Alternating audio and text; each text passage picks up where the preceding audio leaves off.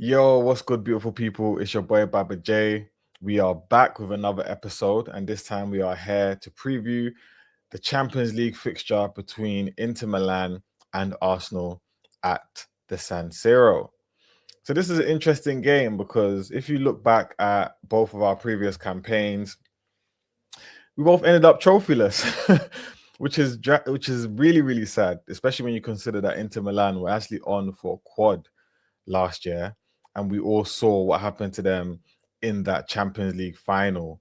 I remember that day very vividly because it was the same day that Nigeria were playing Jamaica in that Unity Cup, and I actually went down to Brentford Stadium to go and watch it. And afterwards, we went to a pub around the corner, thinking we was gonna watch one of the best games ever. And boy, after 30 minutes, I was like, yeah, do you know what? It's gonna be a long day. But obviously, PSG ended up winning the Champions League, and I was happy about that because I always like seeing a new team win a competition that they haven't won before. Because as an Arsenal fan, it gives me a glimmer of hope. You know, it lets me know what's possible in this world of football. Um, and obviously, you know, they didn't win Serie A either. They didn't win the cup. They didn't win the Super Cup either. So they had a very disappointing season. And of course, they sacked Inzaghi, or he left, however you want to put it. So this season, they've got a new manager, Chivu, and it's interesting to see what he's been doing. I won't lie and say that I've been watching a lot of Inter Milan games, but I do check out a lot of their content creators just to kind of keep up to date with what's going on in the league.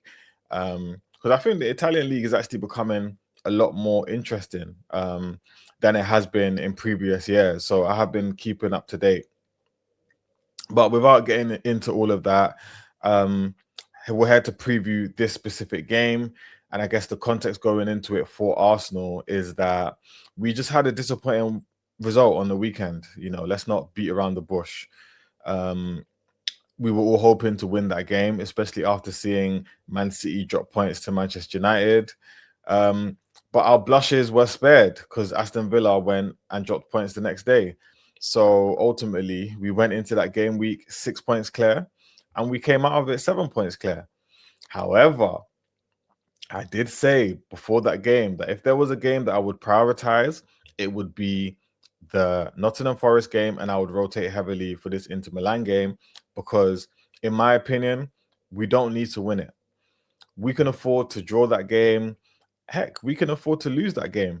You know, we're still probably going to end up in the top two in the Champions League, which for me is the goal because ultimately we want to have an easier run going into that knockout phase. And of course, we also want to play the second legs at home. So, bearing in mind that we didn't win that game now against Nottingham Forest, I'm starting to think, well, what are we going to do in this game? Are we still going to rotate heavily? Because we've got Manchester United on the weekend. They've got a bit of confidence. They've got new manager bounce spirit. So we can't afford to kind of take that game for granted or think it's going to be an easy run. So Arteta's got a bit of a dilemma on his hands. But we're going to get into all of that. We're going to be talking about the injuries, any injury updates. We're going to be talking about just looking at some of the key stats and statistics around the game. And of course, we are going to be digging into a bit of Inter Milan, their tactics, their injuries, their philosophy with their new manager, and just see what I think this game has in store. Cool. So in terms of injury updates from Arsenal's point of view, we all know that Hincapie is still out, Max Dowman is still out, and Calafiori is unfortunately still out, which for me is tragic news. Honestly, Timber playing at left back is better than Miles Lewis-Skelly playing at left back, in my opinion, from a defensive point of view. But in an attacking sense, I don't think he really offers much going forward, especially when he's playing on that left-hand side. So it's one of those ones where we kind of need to rest Timber, especially if we want him to be fully fit for the game against Manchester United. But can we afford to rest him? That is the question. because, Inter Milan, Lautaro Martinez, Thuram, they're both very, very hard attackers to defend against, very physical, very tenacious. And Miles Lewis-Skelly so far this season, he hasn't been in his best shape when it comes to defending. And I'm not sure if Arteta is going to take that risk going to a stadium like San Siro. Who knows? So that left-hand side is really causing us issues. I'm hearing rumors that Hincapie might be back in time for the game on Saturday. But if he hasn't trained so far this week, and if he hasn't traveled with the squad, which is what I'm hearing, then how likely is that? So those are our injury updates. But I think other than that, everyone is pretty much fit. There are some concerns over Bukayo Saka. It's just rumors. It hasn't really been confirmed. But apparently that is part of the reason why he didn't start on the weekend against Nottingham Forest. However, when he did come on, he looked very lively. He looked sharp. Didn't get a goal or assist, but, he was able to impact the play and create some really good goal-scoring opportunities for us. So hopefully, fingers crossed, he is fit, because I do feel like we might need him this game. But I won't be surprised if Arteta does actually start Noni Madueke and then save Saka for the weekend. But as far as I'm concerned, and from what I know, Saka has travelled with the squad. So looking at injury updates for Inter Milan, they are without key midfielder Hakan Çalhanoğlu and wingback Denzel Dumfries due to injury. So I guess I hate to say that injuries can ever be a positive, but we have to look at this from a competitive point of view. We're not at complete full strength, so I don't want the opposition to be at complete full strength. But of course, they've still got some fantastic players, and they did rest Bastoni and Thuram over the weekend, and yeah, they're expected to come back into the starting 11. So if we look at Inter Milan from a tactical approach, they usually operate with a disciplined 3-5-2 system, and it's kind of like a high pressing style. They like to play vertical passes quickly to their dangerous front two, which is of course Lautaro Martinez and Marcus Thuram. And they have a strong aerial threat, and they heavily utilize crosses from the wing backs, which is going to be a problem for us. Just listening to Inter Milan fans as well, I heard that they're not the best when it comes to defending set pieces, but they are, just like Arsenal, quite strong when it comes to their delivery and their execution of set pieces. So that should be an interesting one there. I do feel like there'll probably be a decent amount of corners in this game. And yeah, but cool. Let's go into this. So let me just bring up my screen for you guys. Give me a second. Yes, so previewing this up-and-coming fixture, let's look at the season so far. So Arsenal are currently sitting in first in the Champions League, while Inter Milan are sitting sixth. We have acquired a total of 18 points, which is basically a perfect record, versus their 12. They have scored 12 goals and we have scored 17. And if we look a bit further into that, we've actually only conceded one goal so far in this whole Champions League campaign. And that's across 6 games, which is a crazy, crazy, crazy record. Whereas Inter Milan have conceded 4, which is still a good record. Inter Milan are known for being a defensively resolute team. So this should be a very interesting matchup. In terms of shots, it's pretty similar. We've had 77 shots versus their 76. Shots on target, we've been just a bit more efficient than they have. We've had 46 compared to their 34. And shots off target, of course, 31 to their 42. And block shots, 16 versus their 29. In regards to passing accuracy, they pip us just a little bit. So they have 87.11%, whereas we have 84.06. So let's move over to the form guide. Inter Milan, this is, I believe, across all competitions. So Inter Milan have won their last 2 games by a very narrow scoreline of 1-0. Whereas we obviously drew our last game and won the game before that against Chelsea. They drew against Napoli, which was a crazy game. And they won against Parma and Bologna. whereas we won against Portsmouth in the FA Cup, drew to Liverpool, and beat Bournemouth. So the form guide is pretty close. I'll say they pip us. Obviously, they've only drawn once and won the rest, whereas we have drawn twice and won 3. So if you listen to the media and some of the fans online, it would seem like Arsenal are going through some sort of crisis. But when you look at this, it's like, it's not too bad. It could be better based on the standard that we've set for ourselves this season, but it is not perfect. So in our previous meetings, we've played 3 times across all competitions. I'm trying to think what competitions could there be, but Inter Milan have won 2. Arsenal have won 1. Obviously, one of them was last season. I'll never forget that game where they got that penalty, which for me was very, very, very contentious, and they scumbagged a win against us. So hopefully we can get some revenge. Arteta is known for getting revenge, and hope today is the day for that. And yeah, just going into those fixtures, this is the one that I just spoke about, which happened November.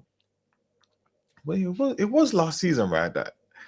It was last season. So it was in the first half of the season that they beat us. And then, wow, the fixture before that was a long time ago, 2003. We slapped them up 5-1. I would love to know the goal scorers for this game. They don't show it here, but that would be interesting to look at. And then that same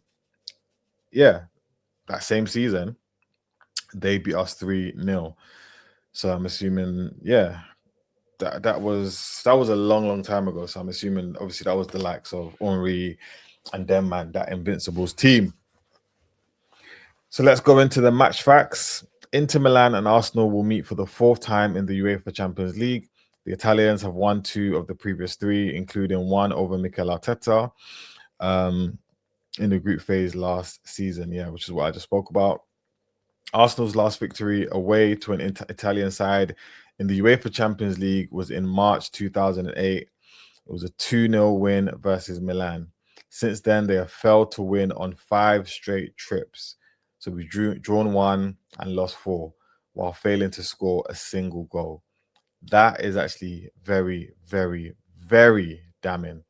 However, I don't think we've played a lot of Italian teams over the years, so I think it can look a bit worse when you read it like that. However, there's no 2 ways about it. That is not good, and hopefully we can right some of those wrongs today.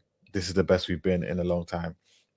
So Inter Milan have lost 2 of their last 3 home matches against English sides, both against Liverpool in 2002 and 2025. As many defeats as they have suffered through their first 10 home games against English teams in the European Cup / UEFA Champions League combined. So they've won 5, drawn 3, lost 2. If Arsenal win this game, they will set their longest ever winning streak in the European Cup / UEFA Champions League, 7. The Gunners have won each of their last 6 by an aggregate of 17-1, keeping 5 clean sheets. And I think that's just testament to how well we've been playing this season. Like last season in the Champions League, up until this point, we were pretty flawless as well. We were really, really good. But this year, we've just taken it up another level. And, been having loads of conversations recently about the quality of the Premier League and how the ceiling has come down. But when you look at numbers like this, kind of begs to differ. As much as people criticize us and our performances in the Premier League, look at the Champions League where we're playing the best teams in Europe and we are winning an aggregate score 17-1 across 6 games, unbeaten, keeping 5 clean sheets. That is an absolutely stellar record. So I think looking at all of that, I can't say it gives me more confidence, but I think a lot of how I feel going into this game is going to be determined by the starting lineup. I genuinely find it hard to predict what Arteta is going to do for this game.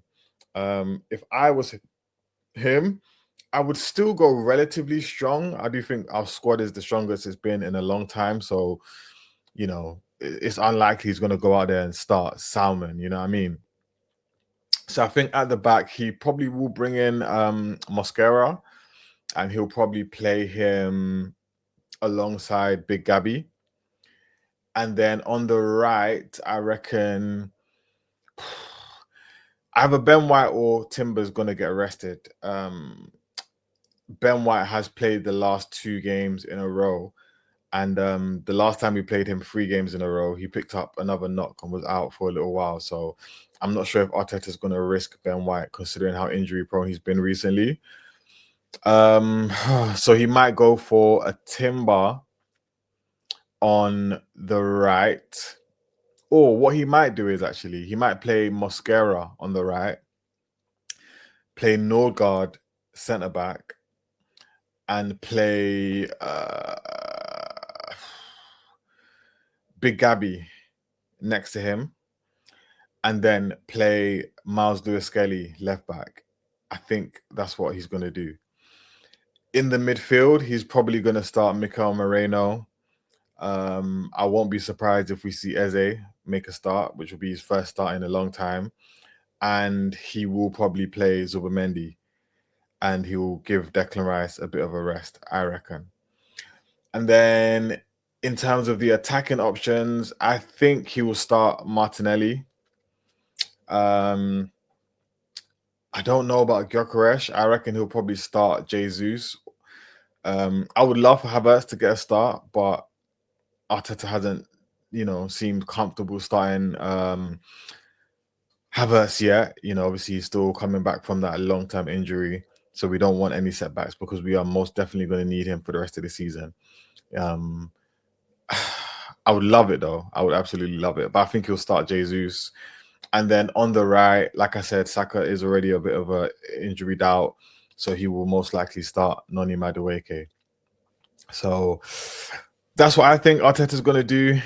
He's surprised me a few times this season, so who knows? But that's, what I think he's going to do. In terms of a score prediction, I don't think it's going to be a high-scoring game, but I do believe both teams will score. I think my heart is telling me 2-1 Arsenal, but my head is saying 1-1 draw.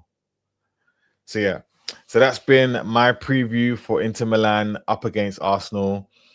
I'm hoping that we can get this win and just be super comfortable going into our final game against Kairat in this UEFA Champions League. I really want to top this group phase. But ultimately, I think that's just my ego speaking. As long as we get through in those top 2 positions, I'm happy.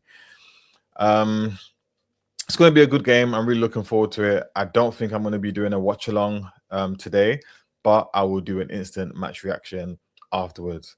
So if you guys have liked this video, please make sure you drop a like down below, subscribe, leave a comment if there's anything that you want to say or get off your chest. And make sure you follow me on all social media. All of my links are down below in the description. Thanks, guys, for tuning in. Peace. It's what the world been missing right here.